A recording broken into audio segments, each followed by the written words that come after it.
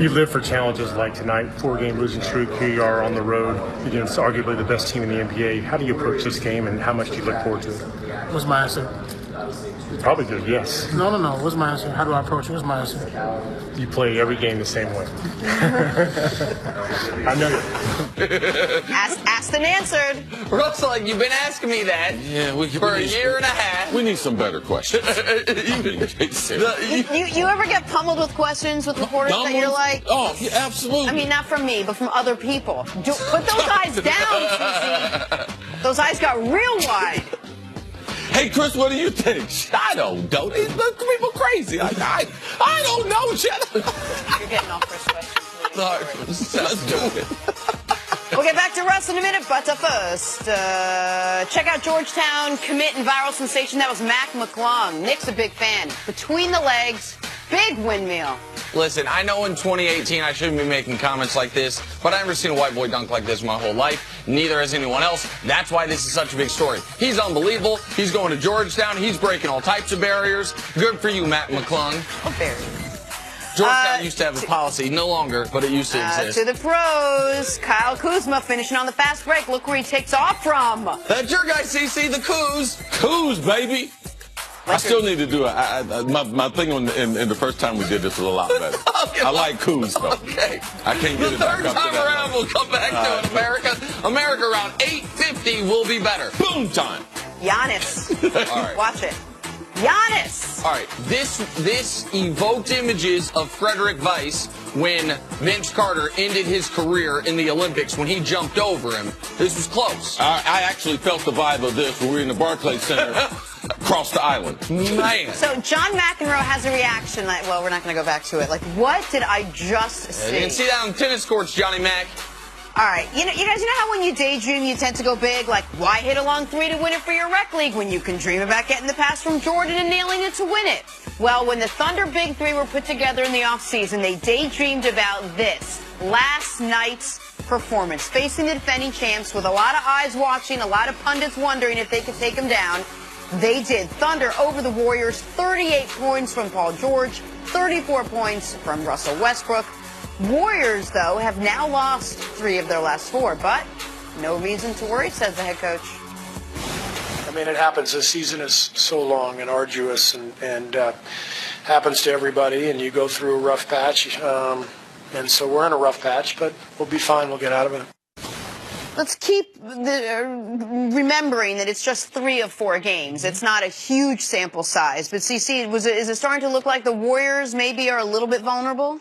No, they definitely are vulnerable. This is the first time that we really even considered that they might lose the #1 seed. Houston being 2 games behind them in the win column, tied with 13 losses. Like, when did we ever think, like, maybe before the All-Star break, like, or going into the All-Star break, someone might have a better record than Golden State? We're like, no, that's not going to happen. We thought Houston lost any chance of that when Chris Paul was injured early, Harden was injured. After that, they thought any chance Houston was going to have of catching them was gone. Right, and I'm not just jumping to some big reaction because of the Thunder and how they performed last night in Golden State. We thought, Nick, you and I have been talking all year that in a second or third round matchup, this is a tough matchup for Golden State. And if they have to play a team like San Antonio or the team that we watched last night in Houston, we thought this could be the toughest stint that Golden State would go through. Several years ago, where Doc Rivers and others pointed out that Golden State won a title, but they didn't have to face the point guard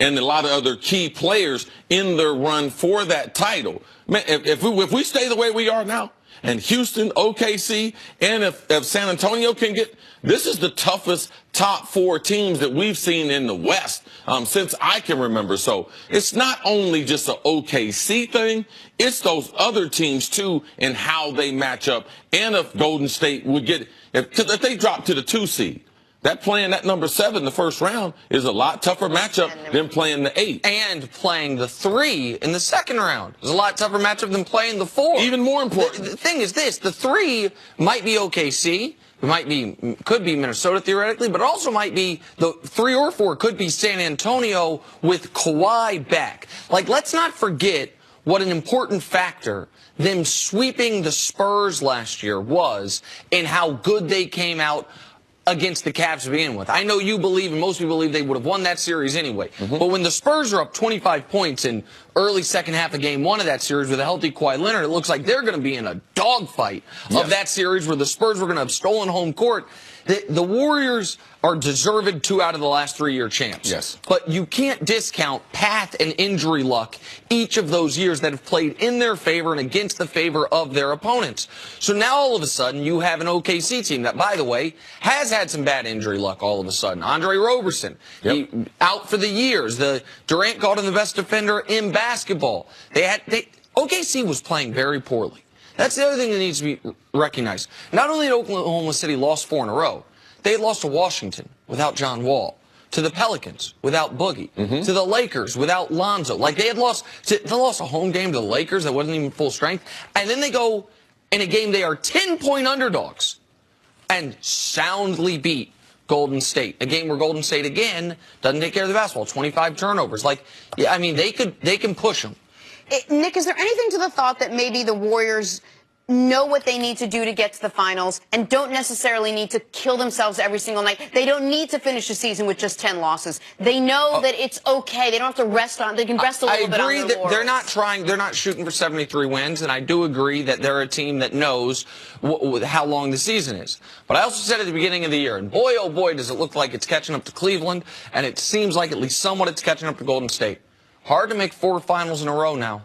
Yes. 3 straight 100-game seasons take their toll. We haven't seen anyone make 4 finals in a row that doesn't have LeBron on their team since Bird Celtics in the 80s. It's hard to do. I think also with OKC, they were in a tough rut. And you talked about Roberson's injury. But what they've been able to do is find a young star in Jeremy Grant. Last night, he played in 35 minutes, but his offensive and defensive contribution make them a little more athletic. So it's not, they went through a rut, but also they've been able to find some other players. Now, one reason why, I'm going to bring LeBron James into this, one reason why LeBron James is upset, man, he could have been playing with Paul George. And to see Paul George being able to 38 points, man, and lead the NBA in steals, imagine that being in Cleveland. LeBron wouldn't be in the rut that he's in. The Cavs wouldn't be in the rut they'd be in. I just thought that based on all the stuff that we heard about